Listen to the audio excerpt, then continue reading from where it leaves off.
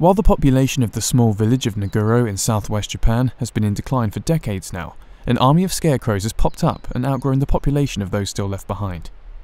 The population has dropped from around 150 in the 1960s to around 20 today.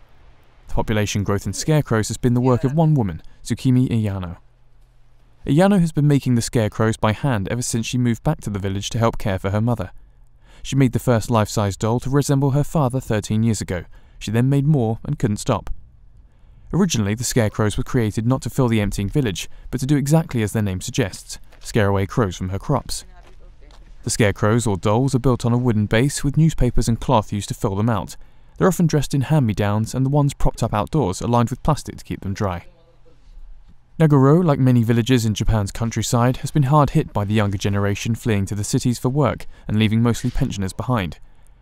Its greying community is a microcosm of Japan, whose population has been falling for a decade and is projected to drop from 127 million to 87 million by 2060. At 65, Iyano is among the youngest residents in the village. The only school in the village was closed down in 2012 as the entire building was only being used by 2 children who were about to graduate.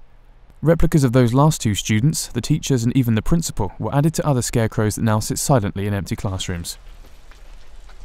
Tourists have started to come too, drawn by the 2 lifeless delegates guarding the road leading to the village, next to the board identifying Naguro as a scarecrow village.